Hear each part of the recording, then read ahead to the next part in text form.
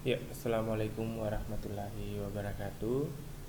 Kembali bertemu pada pertemuan kelima mata kuliah Sistem Administrasi Negara, di mana ini kembali lagi masih dalam kondisi kebijakan pemerintah tentang larangan kuliah melalui pertemuan tatap muka untuk menghindari penyebaran virus corona atau COVID-19.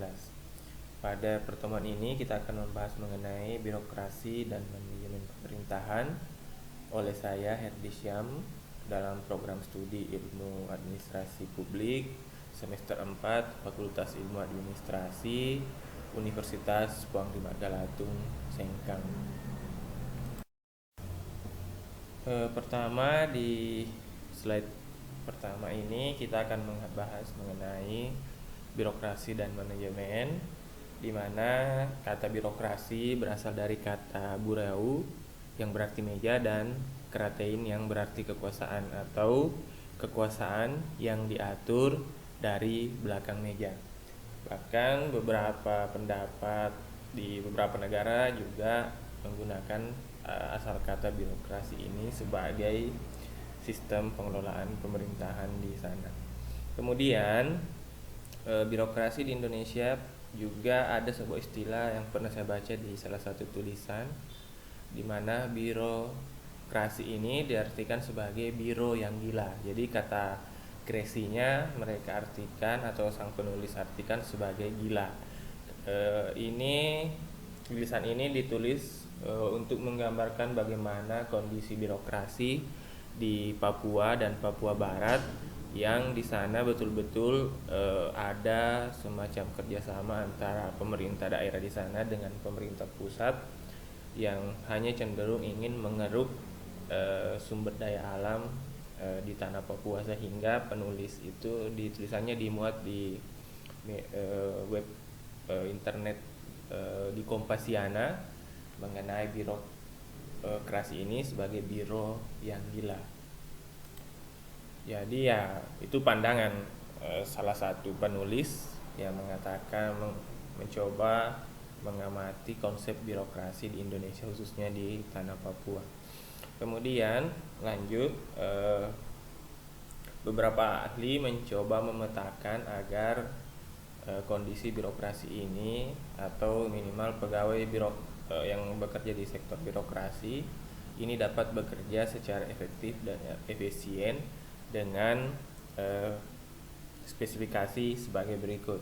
Yang pertama adalah kerja yang taat pada aturan. Artinya ya setiap kegiatan-kegiatan ini harus berdasarkan aturan.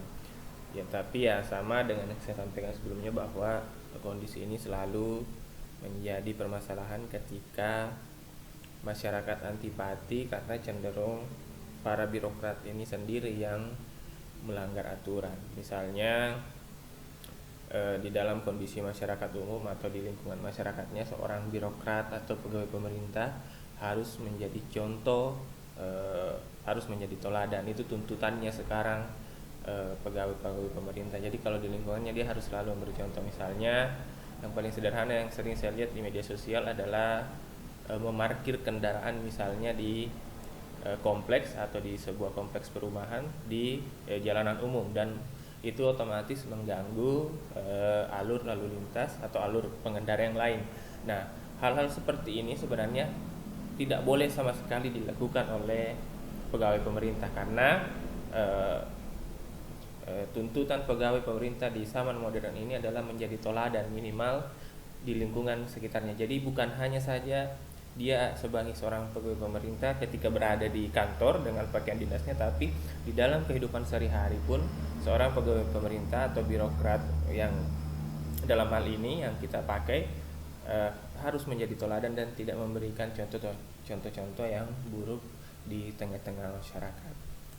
Kemudian yang selanjutnya adalah spesialisasi. Ini tuntutan juga bagi birokrasi modern agar efektif dan efisien, di mana orang-orang yang bekerja harus memiliki spesialisasi atau tugas yang khusus, dan juga dia berangkat dari keahlian yang khusus. Jadi tidak sembarang misalnya untuk bidang kegiatan ini si A dan si B dengan tentu basic keilmuan yang juga mendukung untuk kegiatan tersebut, makanya disebut spesialisasi.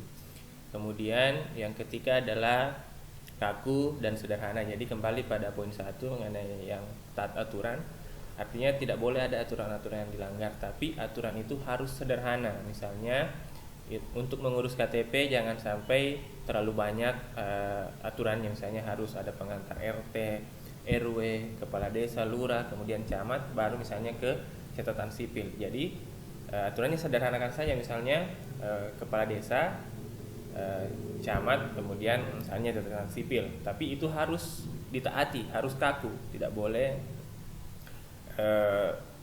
ada yang dilangkahi, tapi jangan terlalu banyak tahapannya sehingga makanya disebut kaku dan sederhana. Kemudian penyelenggaranya harus resmi, jelas, kantor-kantor pemerintah. Kemudian hierarki, hubungan antara jabatan bawahan sampai ke pimpinan itu harus jelas, jangan ada yang lompat-lompat untuk garis koordinasinya. Kemudian rasional, ini setiap pengambilan kebijakan itu harus berdasarkan logika. Kemudian sentralistik, garis perintah atau garis komando jelas, jangan sampai, kalau istilah dulu, jangan sampai ada matahari kembar. Misalnya ini sering terjadi di pemerintahan daerah ketika misalnya bupati dan wakil bupati di tengah jalan yang seawalnya satu paket tiba-tiba berubah dan mau berpisah di tengah jalan padahal masa kerjanya belum selesai. Makanya sering ada dua perintah, bupati perintahnya A, wakil bupati misalnya perintahnya B, sehingga perintahnya tidak sentralistik. Kemudian taat dan patuh pada aturan, bukan pada pimpinannya kalau ini berbeda. Jadi tetap pada organisasi, orientasinya organisasi, bukan orientasinya pimpinan. Kemudian disiplin, ini penyakit yang hampir terjadi di semua segmen kalau di Indonesia, bukan hanya di birokrasi. Kemudian sistematis, artinya tahapan pekerjaan ini terstruktur dan tidak lompat, artinya tidak melangkahi beberapa kegiatan atau pekerjaan yang harusnya dilakukan secara terstruktur ataupun sistematis. Kemudian yang terakhir adalah tidak pandang bulu, ini orientasinya adalah pelayanan. Jadi setiap warga masyarakat, setiap warga negara berhak mendapat pelayanan yang baik tanpa memandang bulu, artinya tidak ada faktor kaya miskin, tidak ada faktor pejabat masyarakat, kemudian tidak ada faktor kesukuan, agama dalam memberikan pelayanan publik. Dalam hal ini pada para birokrat atau sebagai penyelenggara pelayanan publik, birokrat ini tidak boleh memandang bulu berdasarkan hal-hal yang tidak objektif.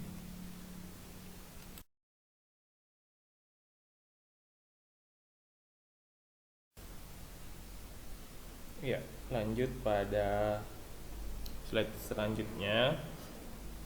Di sini kita akan membahas karakteristik dan perilaku birokrat. Jadi ini sudah sering kita bahas di mata kuliah teori birokrasi, tapi pada mata kuliah sistem administrasi negara ini kembali lagi dibahas mengenai karakteristik birokrat. Yang pertama di sini oleh para ahli dirumuskan. Yang pertama, budaya feodalistik masih terasa. Yang dimaksud budaya feodalistik di sini adalah ketika kita masih sangat mengkultuskan pimpinan. Misalnya ada kegiatan seminar atau apa itu, selalu kita menunggu pejabat misalnya camat, bupati untuk membuka kegiatan tersebut, sehingga tidak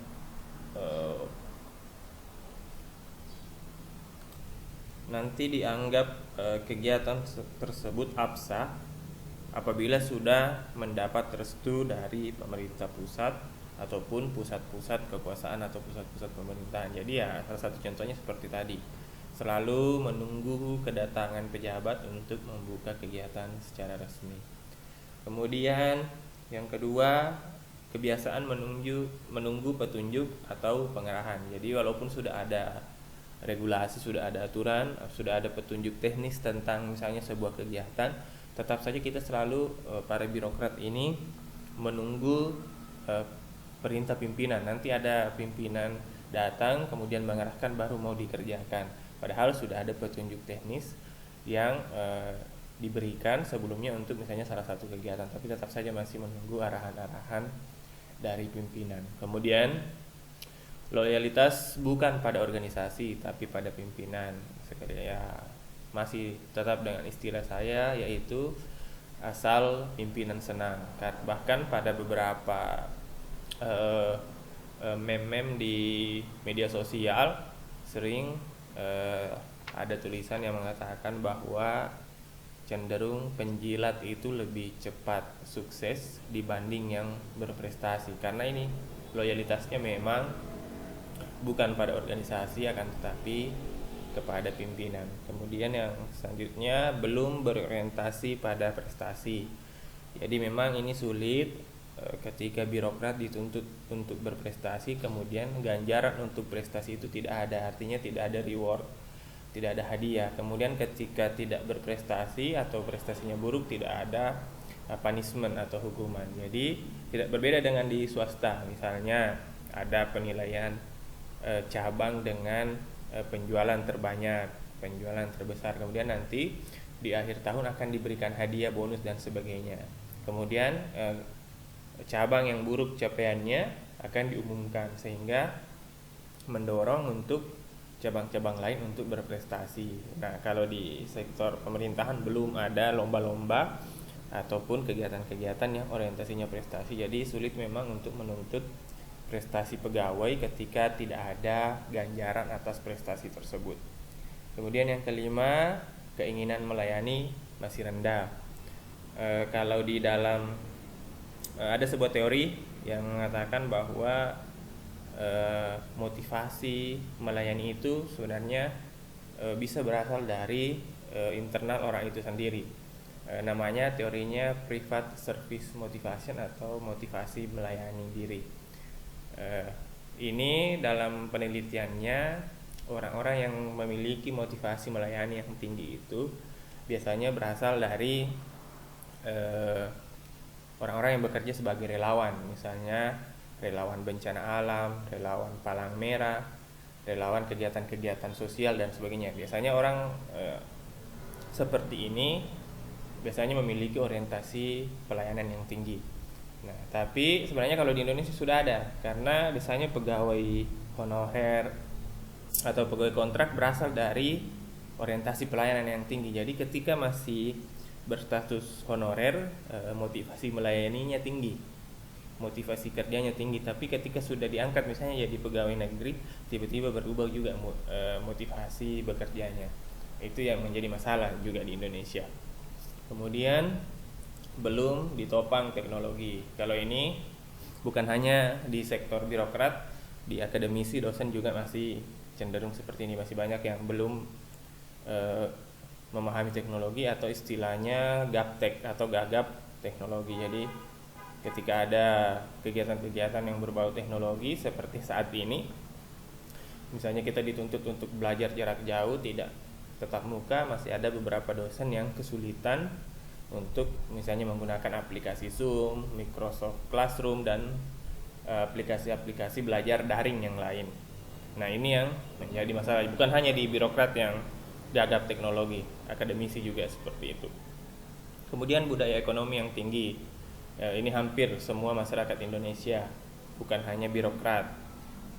Kadang kita tidak bisa membedakan yang mana misalnya kebutuhan, yang mana keinginan. Misalnya HP, Android. Kenapa mesti misalnya memiliki iPhone 11 ketika misalnya HP iPhone di bawahnya, iPhone 5, iPhone 6, ataupun misalnya HP Vivo, Samsung, dan HP-HP biasa yang cenderung harganya lebih murah. Kenapa kita mesti memakai misalnya iPhone 11? Padahal fungsinya sama, sama-sama bisa menelpon, sama-sama bisa bermedia sosial, sama-sama bisa WA dan sebagainya. Tapi karena itu tadi, kita tidak bisa membedakan yang mana keinginan, yang mana kebutuhan, sehingga ya kita akan munculkan alasan, misalnya iyalah kita mau pakai iPhone 11 karena kameranya bagus, ini padahal itu bukan alasan yang tepat, atau cenderung hanya karena keinginan yang tinggi, bukan kebutuhan. Kemudian jumlah pegawai yang cenderung banyak tapi kurang bermutu. Jadi ini juga masalah, sama hampir di semua segmen termasuk di akademisi. Banyak dosen tapi cenderung masih kurang bermutu dan ataupun sebenarnya dia tidak mau berubah atau tidak mau menerima perubahan. Sebenarnya di awal diterima misalnya jadi pegawai, dia punya mutu yang bagus, standarnya tinggi, tapi lama-lama seiring berjalannya zaman mereka tidak mau berubah dan gagap terhadap perubahan dan tidak mau menerima perubahan.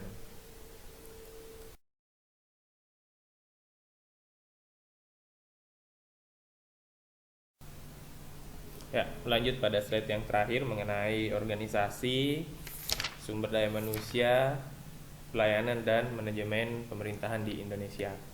Yang pertama mengenai organisasi, tentu kita sama-sama mengetahui bahwa organisasi adalah wadah yang berisi 2 orang atau lebih yang saling bekerja sama untuk mencapai tujuan bersama. Kemudian di Indonesia ada beberapa organisasi pemerintahan yang dikenal, yaitu organisasi pemerintah pusat, organisasi pemerintah daerah, unit-unit kerja pemerintah, organisasi sukarelawan, rumah sakit, perguruan tinggi, yayasan, kemudian lembaga swadaya masyarakat, dan organisasi keagamaan. Ini adalah beberapa organisasi yang ada di pemerintahan Indonesia. Kemudian yang selanjutnya mengenai sumber daya manusia di Indonesia. Sebenarnya secara umum masyarakat Indonesia memiliki sumber daya manusia yang cukup bisa bersaing secara nasional maupun internasional, akan tetapi kadang ada pola-pola atau sistem yang membuat masyarakat Indonesia cenderung malas untuk berprestasi dan malas untuk bersaing, sehingga lama-kelamaan akhirnya sumber daya manusia ini menjadi menurun kualitasnya, khususnya di sumber daya manusia aparatur negara atau sumber daya manusia pegawai negeri sipil. Karena ya mau tidak mau sudah menjadi rahasia umum, kalau tidak terlibat politik praktis akan sulit sekali berprestasi ataupun dipromosikan, sehingga ini yang membuat kita sulit sekali memotivasi pegawai negeri. Tetap saja selalu ada balasan-balasan ataupun ucapan-ucapan, misalnya kalau tidak disukai sama Pak Bupati misalnya, tidak disukai sama Pak Gubernur, tidak disukai sama pejabat-pejabat, ya walau sepintar apapun akan sulit untuk dipromosikan. Itu yang membuat sulit sekali kita mengangkat motivasi ataupun prestasi sumber daya manusia di Indonesia, khususnya misalnya di kalangan para pegawai negeri atau birokrat. Kemudian yang selanjutnya mengenai pelayanan pemerintahan. Untuk mengukur kualitas pelayanan pemerintahan di Indonesia tentu adalah bagaimana mengetahui tingkat rasa puas masyarakat terhadap kualitas pelayanan itu sendiri.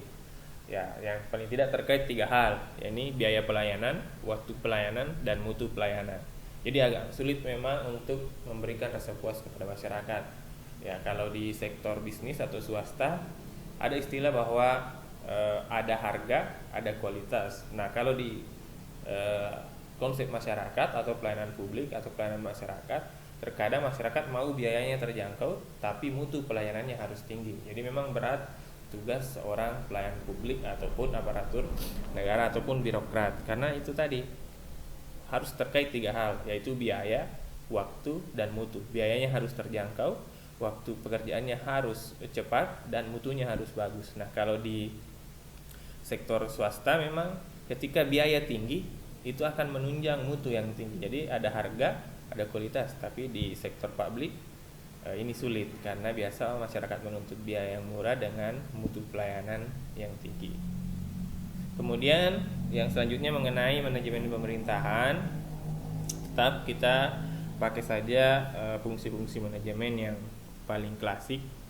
Yang pertama kita tentu memahami bersama bahwa manajemen berarti adalah pengelolaan ataupun kegiatan mengurus. Ada beberapa fungsi yang sudah dijabarkan ahli, tapi yang paling klasik tetap kita pakai sebagai pokok pikiran dalam fungsi-fungsi manajemen adalah POAC atau POAC. Yang pertama adalah planning. Tentu setiap kegiatan-kegiatan di pemerintahan ataupun birokrasi ataupun kegiatan-kegiatan lainnya tentu harus membutuhkan perencanaan. Jadi kalau tidak ada perencanaan, nanti tahapan-tahapannya bisa kacau dan tidak ada kejelasan dalam proses pekerjaan. Kemudian setelah ada perencanaan yang bagus, tentu kita membagi tugasnya. Biasanya yang paling sederhana, kalau bikin kegiatan kemahasiswaan ataupun kegiatan-kegiatan lainnya, kita bagi ketua, ada yang wakil ketua, sekretaris, bendahara, kemudian ada seksi-seksi di bawah yang dibagi tugasnya, misalnya seksi konsumsi, seksi acara, seksi apa dan sebagainya, sehingga pembagian tugasnya jelas. Kemudian fungsi manajemen yang selanjutnya yang umumnya dipakai adalah actuating atau memastikan bahwa tugas tersebut terlaksana.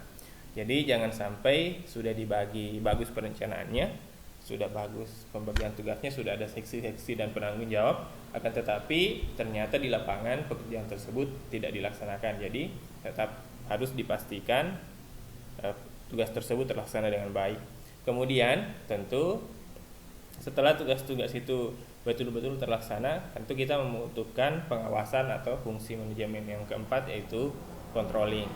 Di mana pada masa controlling itu atau pada kegiatan controlling ini kita memastikan kegiatan tersebut terlaksana dengan baik, sesuai tepat waktu, tepat biaya, kemudian apakah tidak melanggar aturan dan rencana yang sudah ditetapkan sebelumnya. Jadi ini adalah fungsi manajemen yang paling klasik. Jadi pada umumnya ini yang dipakai dalam konsep-konsep kegiatan.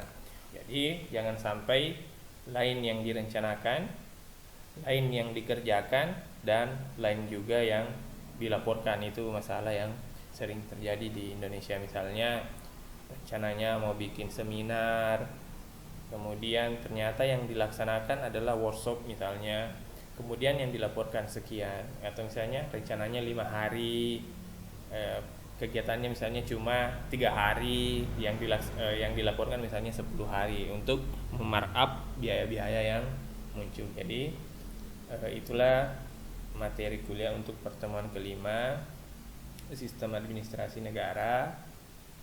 Terima kasih atas perhatiannya. Nanti kita akan berjumpa kembali insyaallah pada pertemuan selanjutnya. Assalamualaikum warahmatullahi wabarakatuh.